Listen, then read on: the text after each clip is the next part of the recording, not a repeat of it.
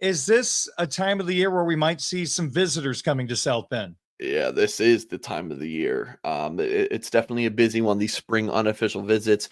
You've seen some other schools have visits and whatnot. Well, Notre Dame hasn't because their spring ball hasn't started yet, but it does on Wednesday. And you can find the full list, all the reporting at blueandgold.com. But wanted to go through 5 of the biggest prospects. Not only Notre Dame's hosting this week, but the entire spring.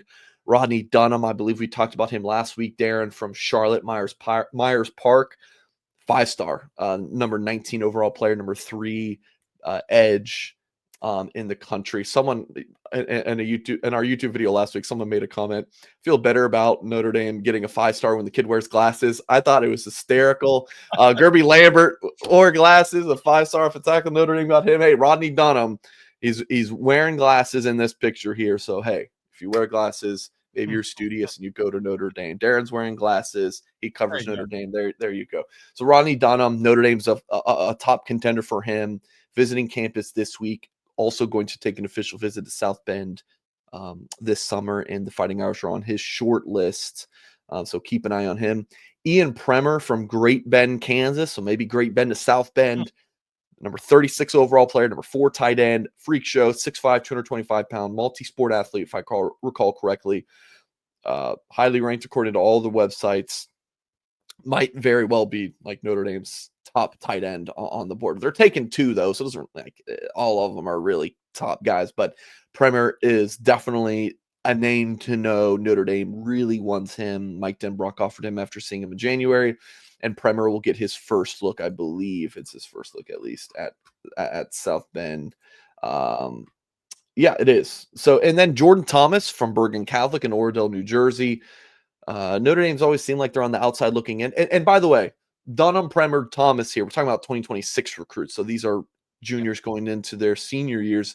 So Jordan Thomas, 6'1", 185 pounds, pretty highly ranked 4-star cornerback. Notre Dame has seemed like they're on the outside looking in for him. This visit, which is his first time on campus in quite a while, I believe. Let's see. One visit, June of 2022. So yeah, it's been 2.5 years. So he'll get back to campus. Big visit. Bergen Catholic, pro Notre Dame school. A lot of Notre Dame connections. I've been there a couple times. I think 2 or 3 times since Steve Angeli was the quarterback there. And yeah, just being around there, talking to people, there's a lot of good Notre Dame influence. So maybe Notre Dame makes a big move for Jordan Thomas. How about this? Cooper Witten, the nation's top linebacker in the 2027 class. Does that last name sound familiar, Darren? Witten?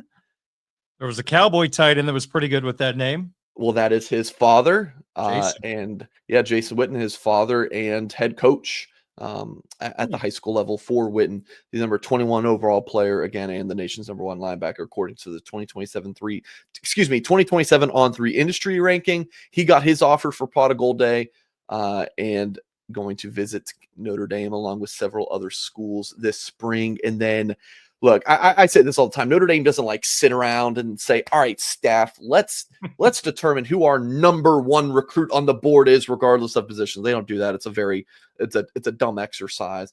But if they were to do it, Joey O'Brien would be one of the first 5 names listed. Like, they want this prospect so bad. And he is visiting campus, I believe, for Wednesday, the first spring practice. 6'4", 180 pounds, could play receiver, corner, safety at the next level. Notre Dame sees him as a DB. And he could be a corner at that size. Top 100 overall player who is also going to officially visit Notre Dame this summer. So this is a prospect who he locked in several spring visits, and you're like, oh man, Notre Dame was not one of them. That doesn't make you feel very good when he does have visits locked into all those other places. And then the report came out from On3 Steve Wiltfong last week that he scheduled one with Notre Dame, so, and Michigan for what's worth. So that was definitely good to see. He's got, remember, it's not just 5 official visits anymore. You can take as many as you want, but you can only take an official, you can only take an OV to Notre Dame once. You can't take 6 OVs to Notre Dame. He's got officials locked in with Ohio State, Tennessee, Oregon, Notre Dame, and Clemson. So that's 6, I believe, and all in June. So he's taking some midweek visits, and it's going to be a very busy time for Joey O'Brien. He's probably going to gain some weight. He's like, you're just eating nonstop, traveling. I mean, you know, tons of travel for him. But you always see these schedules. You're like, man, I feel like some of these might change. Like you know, things might trim down. But we'll see with Joey O'Brien. But when you have these top targets, Ronnie Dunham, Joey O'Brien, Ian Premer, you want them on campus in the spring and then back for the official. You don't want one or the other unless they visit in the spring and then commit. But you want the spring visit, you want the summer official visit, and that's what Notre Dame's going to be getting with these guys. Mike, I've noticed in our reports over the last few weeks, you've talked a lot about 2026 tight ends, and you just did again a couple of moments ago. The Irish have had amazing success bringing in tight ends, of course, tight end U, as we like to call it. How big is this cycle as they try to, I guess, refuel the tank, because they've had some tight ends come and go here? It feels like they could really add maybe 2 really good prospects in this cycle. Yeah, we are expecting 2 tight ends for Notre Dame in the 2026 class, and a pretty good list.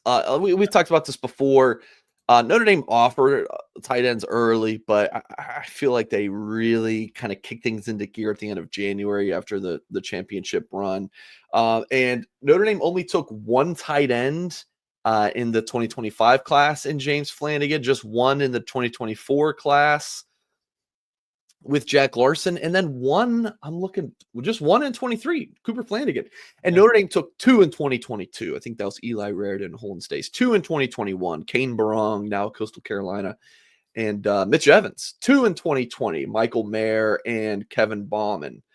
So it was every year, it was like 2, and now it's been just 1. But partially a schematic thing, right? Notre Dame running 12 and 13 personnel, not doing that as much. So you don't need 2 tight ends every year, but Notre Dame is going to do it this year. I think more so to do with replenishing that room with some guys that, are exhausting their eligibility. So, JC Anderson, we've talked about a lot. He's from the state of Illinois. You got Ian Premer, Max Sutter, Notre Dame still recruiting him. He's another Illinois guy.